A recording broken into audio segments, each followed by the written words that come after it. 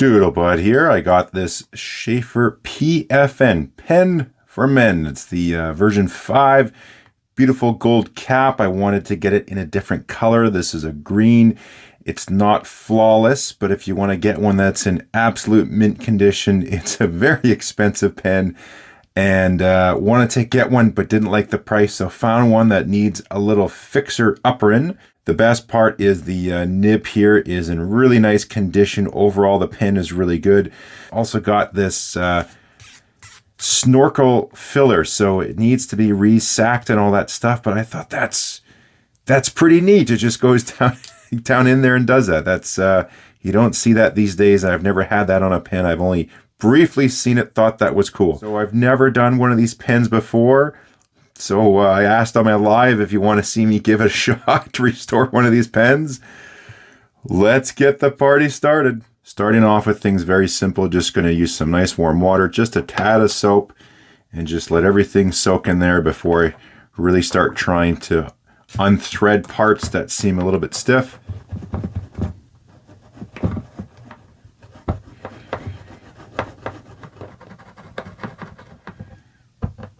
So I let the parts soak for a while, and the biggest challenge I've been having is getting this section here, the whole cone unit, undone from this threaded part here. So I put it in the hot water, let it soak for a while. It wouldn't budge at all. What I ultimately did is I put this directly under the hot water on the faucet. Let it run, I don't know, it's maybe 3 minutes or something like that. Now again, it depends how hot your hot water tank is and how sensitive your hands are, but I just left this part in, let it sit there like that, just rotate it around, let it get nice and warm. It's not boiling. I can still put my hand under the water. It's quite hot, but I can tolerate it. If that gives you any measure of a temperature, I guess I could have taken the temperature of the water, but you don't want to obviously damage the plastic. But now I know there is a tool. Now I really followed Stef on Grand Mia pens on how to take this pen apart. He had a special kind of a dowel that he made to go in there. I just thought, well, let me just use this part here, because it fits in there. There's some keyways cut into this here, so I just lined that up, and then I took it out from the hot water, dried it really quick and immediately, and it turned off super easy. Section off, taking this whole section nose cone apart, there is this little metal washer in here. Now it wasn't that easy to take off. I had to essentially press the seal down just to kind of peel it away. They got stuck together. So I go around and just press the seal down, trying to release it from the washer. I had to get in there and just pull at it a few times, different angles, and finally, whoop, it popped off and flew at me. So for this seal, the technique I used to release it as well, it was quite tight, as I would put it into the center, put the tool in and pull up, and then just turn around and go around the whole diameter here as well, just pulling gently, making sure not to mash the tool into the threads and cut the thread. So I just had to do that quite a few times. Go in the center, hook it, pull up, go around, pull up, go around, pull up. Took maybe about 2-3 minutes, and then finally pop, out comes the seal. So I got a kit with all new parts. Let's see if this feed comes out easily. Well, that's nice to know. Comes out nice and easy. We'll just drive it out. There we go. So we got the whole nib feed unit out. Gonna put those in for a soak. I guess I could just chuck that. Don't need it, have new parts. So the last part to take off is this end cap. They also call it a tassie. So I have a slotted screwdriver in here, a nice small one. Line it up, take your time getting it just right, and then back it out gentle, and away you go. That feels like it's separated now. Take that out. You got this tube with the screw. The spring already came out. This tricky part is just getting the old sack out of here. So on this part, there are some crimps. You can see the mark here. So this is done at the factory. So it's just crimped and deformed in there a little bit. So you actually have to pry that up a little bit. So I have some needle nose. These are toothless. They're just flat. And so all I've done, if I can try to show you one here, is I just go in around, press in, go into that little crimp, and I just press up a little bit. So I've got support with my finger, go in and just fold it up press it back up, go all the way around. Just did that a few times. Just nice and easy, nice and slow on all those points. And then you can see the crimps are now out of there and got at the point where now I can start to wiggle this out of here. We're making a little bit of progress, so now we're not getting hung up on there. Okay, so I just went back and forth, pressing in and out, just getting little bits of progress, a little twisty action when I could, and then finally, pop, it came out. It looks like I've been doing an oil change. And I don't know if you can see in there, but just lots of goo. The other sack is in there. It's going to take some work. It's just going to be essentially cleaning this out until it's fully cleaned out. All the remnants of the old sack are gone. So quick update, it's been about 24 hours. I let this puppy soak. That rubber sack that was in there was super, super crusty. It was real tough to get it all out. I actually ended up putting this in boiling water. And now you might get all freaked out, but it's just an aluminum tube. It can handle that. I would not do that with any of these main parts here. Now I'm knocking them over. I wouldn't do that with those parts, but with this guy, it's just aluminum tube. That helps soften a lot of it, get the adhesive off, get in there and just really clean it all out. It's nice and clean now. And just when you think you got the last bits out, they're still in there. And again, word of caution, I am not a professional. I ended up taking I did a quick measurement and I took a 1/4 inch drill bit. Now again, calm it down. I put the bit in and would just rotate it on there. It was just a perfect kind of clearance fit, and would just let it go in there, not with the drill, not going nuts, but just slowly turn it and let it actually scrape some of the material off. It would pick it up and actually got rid of it really well. So not advising you do that, but that's what I did. Everything else is nice and tidy. Some of these little parts, I'll show you how I clean those. Give me 1 second. This is a handy tool. It's called a Lenline pen, or sometimes they just call it a fiberglass pen. So it's sort of like one of those erasers that extends out. This actually has a little fiberglass shaft that's in there now. I would not use that on the gold or anything like that. But this little washer, it's got a little bit of goo and maybe even a little bit of corrosion pitting that's on there. This works great to clean it up. You just put it down, give it some swirls. We'll see if we can get you in close so you can see it. It'll take off any corrosion that's on it. These are really great for electrical connectors. Now again, if you can see those, you get a lot of little fiberglass shaft, little fibers accumulating on there as well. This is a very small washer. So a lot of times I'll hold it with pliers or something just so you don't get some slivers. Sort of like working with fiberglass insulation. But you can see there, it's taking rid of all that stuff. I am going to clean this off here, off camera, so I don't get any of that fiberglass and the other parts where it could scratch it. But this works great if you're troubleshooting with electronics. You got some bad connectors or a little bit corroded, got some rust on it. A Lenline pen is a must. It works great on stuff like this too. Same thing, this is that screw at the end of the tassie there, the blind cap. I'll just hit this as well. It's nice, it conforms. So you just go back and forth, just hit it nicely. And we'll get all that rust and corrosion out of there as well. Tidy it up, make it all nice and clean. So I can even do that to the threads on the other side and just tidy up the parts. We just have some fine little scratches. I kind of want to see how close I can get this to a really beautiful mirror polish. So I'm going to have to do some scratch removing and some buffing. There was one more little gasket that was in here. You can see how just crunchy it was. It's up in here on this side. There's this little groove right here that O-ring was sitting in. I'm going to clean it up a little bit.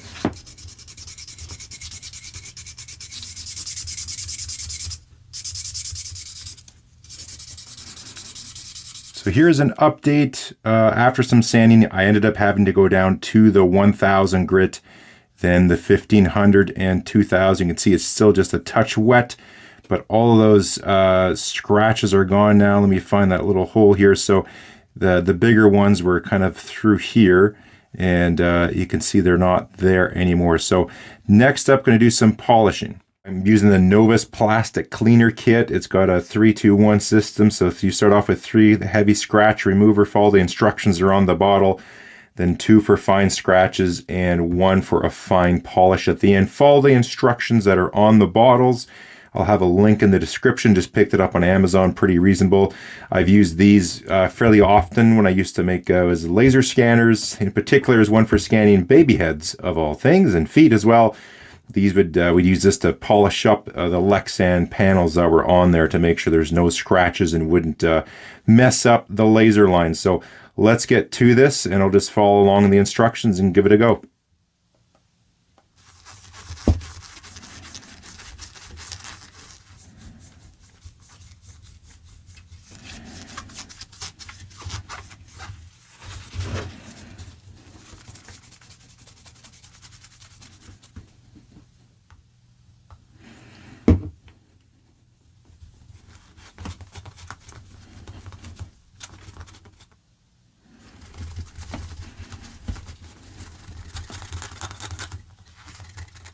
These parts here, you know, I'm not going to be sanding on here the nib, and also too on the end here. So there are some scratches I'm going to get rid of.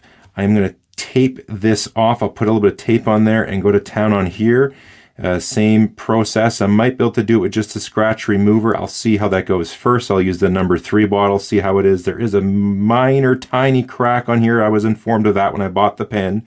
That's part of the discounted price.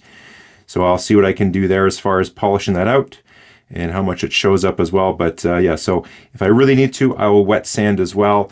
And this one, it's in pretty good condition. I think just the polishes will do it. If I have to do any of the scratch removal, I will stay way away from the nib.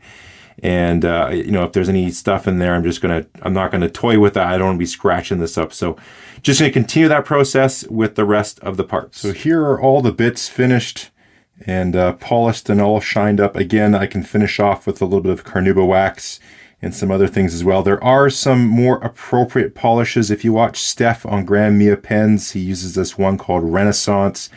I would love to get some. I can buy it online, but the shipping is like $25 for a tiny bottle here to Canada, and I just can't do it for that price. It's like 15 or 18 bucks for the polish, and then the shipping is like almost double it. So there we go. So this is good enough for now. I'm going to now work to resack it and reassemble to polish up these bits. Again, there's all sorts of stuff. So anything you see here that I'm doing is just some amateur trying to figure this out. So don't take this as gospel. But what I have here is a polishing cloth for jewelry. This is the package here. It's from France. I've had this for a number of years for polishing any kind of jewelry. So I'll just take it, buff it a little bit, and you can see it'll take some of that tarnish off as well and give a nice little shine. I did that on the underside of the nib. Again, real gentle. I have something inside of there. And just super light pressure. It was fairly dark underneath, so I just gave it a little buff like that, being mindful of the tipping material, not touching that, and just getting in there and just little easy strokes to get rid of that tarnish and shine it up quite nice. And then same thing on the top side as well, just give it a light little buff, and that worked out quite nice. I'd maybe avoid using this on a 2-tone nib just because there's some plating involved. It just depends how thick that plating is. But there you go.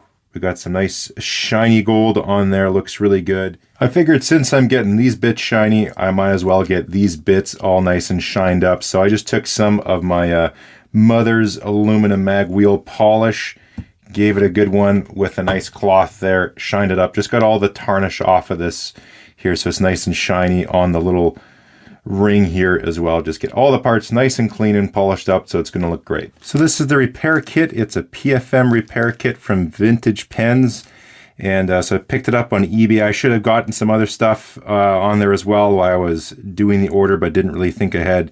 So this gasket just goes into that ridge down in there. It's going to be placing it in. So it turns out a toothpick is your best friend to get that little O-ring in there. You just have to kind of fiddle with it, get it into that groove, and slowly guide it around. Lastly is just going to be fitting in this little gasket into the section here. The Snorkel filler will go through. Luckily, this kit that I got has enough for 3 pens, so if I screw it up, I got enough to do over. So we're going to start assembly with the bottom part of the pen here with the section and the feed, the whole nib and cone unit here. So I watched on Stef's video here on his page, Grand Mia Pens, that he puts a little bit of silicone grease onto the feed. I don't have the thicker stuff he's got. I just got the one that came with my Twisby. That will suffice because there's going to be an O-ring that goes over top. So you can just pop that now, the feed in there. A little toothpick is a very handy tool for putting things in. The new washer, it's slightly different than the original. I don't know if you can see it, but there is a slight taper to it. So it's not square cut, it's cut at an angle. So the smaller diameter you want down in this case. So it tapers down just like the cone here does. Let me just stick this in, place it in there, and away we go. So now we got that on there. You just want the silicone on the outside, the mating surfaces there, so it doesn't jam up because the snorkel filler is going to go into that hole. So you don't want to pass on the silicone grease into the ink system. Washer goes in there, so that's good for now. And then going to screw this part in. I'm going to get a little bit of shellac for that. And of course, to make things easy, I had to make my own shellac. I couldn't find anything online that was reasonable after you do shipping. It would be like $3 for a little bottle and like $30 to ship it. So I ended up just making my own. So I got a little bag of the shellac flakes, thinned it out, and now finally ready to put that in here. Now it takes 24 hours or so for it to dissolve. So this is the next day. So just a little bit on here, not too much, just enough. Should be good, maybe a touch more. All right, and into the section we go. Oh, first, almost forgot, the little clutch ring. There's a rounded part that goes forward, and then the open one goes towards the back. So just be mindful when you take it apart. Just pay attention when you're doing that so you can know which way to go. Here we go. Slip that on, snug it down, and then I'll also be able to do the ink sac at the same time. This is my first time resacking a pen, so we'll see how it turns out. I'm going to apply just a little bit on here and do my best to do it on the camera. I might have to go off camera to do it. So wish me luck. Let's see how this turns out. I'm going to fit that on there. The biggest thing, obviously, is don't get any shellac into the orifice there of the filler tube, or else you just seal up the whole pen and it's a waste of your time. But here, that's how we go. Just get a little bit on there. Nothing too crazy. Okay. And let's see how we can do this. I'll give this an attempt. If I don't get it the first go, I'll go off camera and do it. Slip it on. One more try. Bottom lip is on there. Slide those out. Hey, we got it on there. So, okay, that sits on there nicely. Just give it a bit of a spin to coat it nicely. And I'm just going to set this to the side, let it dry. Made a bit of a sticky mess there. So those of you who are pros will know that's not a professional job, but here we go. Some idiot on YouTube giving this a go. All right. Moving on to the back of the pen, if you remember, we put an O-ring here in the back. So we need to put, again, some grease on there because there's going to be some parts sliding and things will get all sticky and stuck together. It won't be very smooth unless we grease that. So let's put a little bit on there. Just going to run that around just to lubricate that. So now we get the screw ready. Pop it on the screwdriver. Get our tube. Run that in. And then slide this up past that O-ring and then into the cap at the end. Now this is where you just got to really not over tighten this. Again, look at the part, it's plastic. Like I said, there is that little crack on the back on this one that could be from someone over tightening who originally did this or serviced it. So again, it's just learning just a little finger tight, like that's all you need, just a little that should do it. So Might just put a little bit of grease on there to make it smoother, but other than that, it's ready to go. A couple dots there. Slide that back and forth. That feels pretty good. Everything is dried up now. I put a little bit of talc on there and it's ready to fit into the tube. Now the biggest thing is going to be alignment. So I played with this a little bit before because you don't want the snorkel here. You can see it's got an angle on it. You don't want it coming out of the pen and then it's not aligned properly. It's at the backwards angle or sideways. So that's sort of crucial when you go to fit everything in. So this, you can see it's got some keys on here as well. They line up to there. So when you fit it in, that's going to dictate where the snorkel is. But you do have degrees, of freedom, 360 of them, on where that snorkel lies. So it's a little bit crucial when you line everything up, test fit it, and then you can crimp it. So I just got some alignment marks on here, just a little Sharpie pen where the top of the point should be. So I'm just going to slip it in there, fiddle fart, put it back in, back and forth, make sure it's aligned right, and then I'll give it a quick little crimp. So on the home stretch here, just a little bit of grease on this part before we fit that into this threaded part here that goes into the section. Gonna line up the snorkel, slip it in there. And where's my mark? There we go. So you can see here, we're lined up pretty good. So when I'm fully back out, we're getting that slope all the same. So that's looking good. Pop the spring into the barrel. And there we go. This whole assembly together. Pull that out. Now you can seal that up. Seeing as I've never done one of these before, I might need to get back in here, so I won't do that for now. I think that'll just be okay. And let's twist this to make sure. You can see it's retracting. There we go. Comes out. It's not like 100% flushy flush. It sticks out a little bit. I can maybe play with that. I don't know. I'll have to see what I can find. That's kind of how it was when I got it too. It did protrude just a bit. So there's probably some type of adjustments I can make. And there we have it. So I guess what we got to do is ink it up and try it out. That was the whole point of all this, but I'm pretty happy with this. It was very labor intensive to get it on the camera versus doing it normally. But I thought, why not do it? Makes it interesting, makes it fun. Again, like I said, this is my first time doing one. So do not take this as, the way you do it. I am essentially just trying to repeat what I watched on Grand Mia Pens, how he serviced one of these. And again, thank you big time to Stef there at Grand Mia for all the videos you do on these pens to show us how to give it a crack at restoring or servicing some of these vintage pens, because they are quite beautiful. So big thank you and all the contribution that he makes to the fountain pen community. So we're just going to get some Parker Quink, keep it simple, and see how this beauty does. So first time filling this pen and first time filling a snorkel filler. So essentially you just screw that out. Out comes the snorkel, pull out the tube, and then just pop it on in there. This is kind of cool. And we'll see if this inked up at all. I'm just curious. Let's see how he did. Maybe I have to give it a few goes. No. Let's get it in there further maybe. Oh, I saw some bubbles. Let's see. Let's test that out. Oh, I'm back. We got it working. I don't know what happened. I took it to the sink there and tried it with water, and it was working perfectly. And so then I tried the ink again, and now it's working fine. So I don't know what that's all about, but yes, you just extend it out. You will hear and maybe see the bubbles that get you a shot.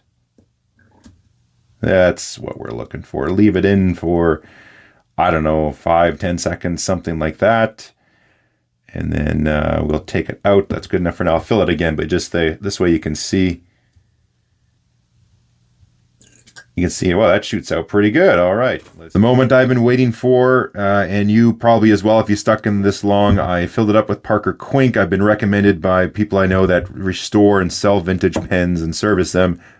Use the Quink or Waterman's ink. So here we go.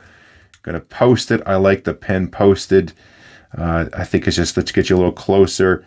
If we can get some kind of a focus, just some nice features, very classic styling pen. And this is the Made in USA nib. I think there was Canada and Australia for other options as well. That just looks really, really nice. So I like the green. I was looking at green or burgundy. I didn't want to get a black one. I got enough black pens. So if we can get some kind of focus on the page, there we go. Oh, that feels quite nice. So the Sheaffer. This is the PFM. Well, that was me moving there. Going around the phone and microphone and all that stuff is tough to do. PFM 5. This has a 14K gold, and I believe it's a fine nib. For wetness, this feels quite nice. Yep, no problems there. Very smooth, like all directions, very consistent line. Let's get you in a little closer so maybe you can see that with me. I'll adjust a little bit here. Let's give it the old mango chutney.